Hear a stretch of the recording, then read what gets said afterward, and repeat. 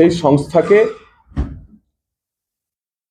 এই কলেজটি বিক্রি করে হস্তান্তর করে হাত বদল করে দেওয়া হয়েছে। তার যিনি অন্যতম কর্ণধার মলয় পিট বিভিন্ন আমার নাম উঠে যায়, এটা আমার দুর্ভাগ্য। কজন কর্মী কিছুদিন আগে মেডিকেল কলেজে দেখাতে এসেছিল। এই বাম বিপ্লবীরা আজকে কোথায়? তাহলে কি আসল সেটিং এখানেই? সিপিএম আর তৃণমূল কংগ্রেস একসাথে মিলিত হয়ে তথাকথিত বিপ্লববাদী এই বাম বুদ্ধিজীবীরা তারা কোথায় গেলেন শহরে? যদি আপনারা এর সঙ্গে যুক্ত না হন, আপনাদের হাতে সেই সময় আপনাদের সরকারের আমলে তৈরি হওয়া ইঞ্জিনিয়ারিং কলেজটি বাঁচানোর জন্য রাস্তায় নামুন। আমরাও নামবো কোনো পতাকা ছাড়া, আমরাও নামবো কোন রকম পতাকা ছাড়া এই আন্দোলনে। তাহলে সোসাইটি জমি দিল ডিএলএলআর, সোসাইটির মেম্বার জেলা শাসক এবং জেলা পরিষদের সচিব অ্যাজ এ ট্রেজারার। সেই সোসাইটির এক্সপ্রেশন অফ ইন্টারেস্ট যখন ডাকছেন, তখন এক্সপ্রেশন অফ ইন্টারেস্টে সই কে করছেন? সেই এক্সপ্রেশন অফ ইন্টারেস্টে সই করছেন professor doctor Parthasarathi Mukhopadhyay president হিসেবে, অর্থাৎ সোমনাথ চ্যাটার্জির জায়গায় প্রফেসর পার্থসারথী মুখোপাধ্যায়, এবং মলয় মুখোপাধ্যায় ব্রজ মুখার্জির জায়গায় সেক্রেটারি হয়ে গেলেন।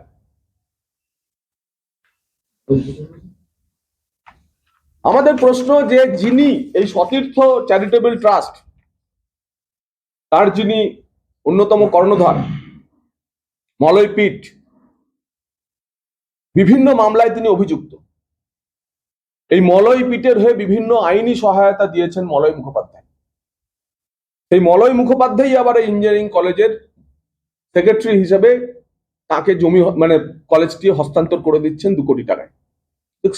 সিরিয়াস কনফ্লিক্ট অফ ইন্টারেস্ট, পূর্বাগ্রহ নিয়ে, অর্থাৎ আগে থেকেই ঠিক করে যে ওনার হাতেই এই কলেজটি তুলে দেওয়া হবে এবং জলের দরে তুলে দেওয়া হবে।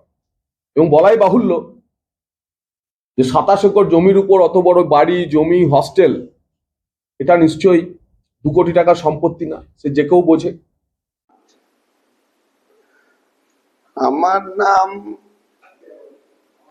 উঠে যায়, এটা আমার দুর্ভাগ্য। কজন কর্মী কিছুদিন আগে মেডিকেল কলেজে দেখাতে এসেছিল। কি বললো 9 মাস বেতন হয় না, তা এটা কিভাবে কি করা যায়? আমি বললাম বেতন হয় নাই, যেনারা পরিচালনা করছেন তেনারা বিষয়টা দেখবেন, হয়তো লস হচ্ছে, যাই হোক আপনাদের একটু খাটাখাটনি করতে হবে। আমরা খাটতে চাইছি, আমরা কি খাটবো, আপনি যদি একটু যুক্ত হতেন। আমরা কলেজ একজনের, আমি কি করে যুক্ত হবো ভাই? আমি কলেজ বিভিন্ন জায়গায় পরিচালনা করি, এটা ঠিক। তা আমাদের তো কর্মীরা আছে, তাদের তো আমরা এখনো পর্যন্ত কোনো অসুবিধা হতে দিইনি। তারপরে আমাকে ইন্দ্রনীল ভট্টাচার্য বলে আমার সতীর্থ চ্যারিটেবল ট্রাস্ট আছে, যেটা অভিরামপুরে, ওখানে বেশ কিছু কলেজ ওই ট্রাস্টে আছে।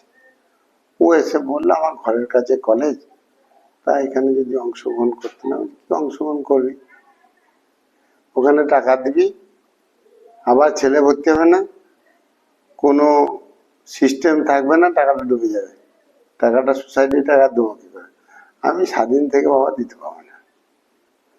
বললে তাহলে আমি একটু চেষ্টা করে দেখবো, সতীর্থ থেকে যদি দাও, আমার টাকাটা সতীর্থ রিটার্ন লাগবে।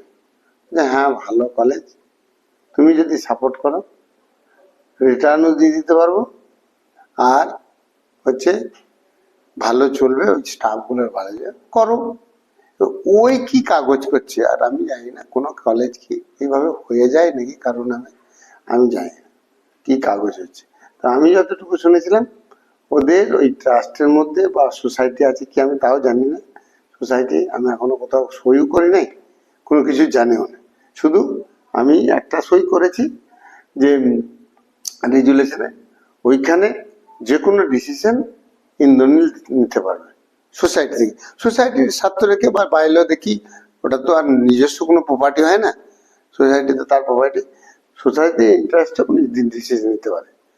কাল আমাকে বলছিল যে তোমাকে একটু খাটাখাটনি করতে হবে।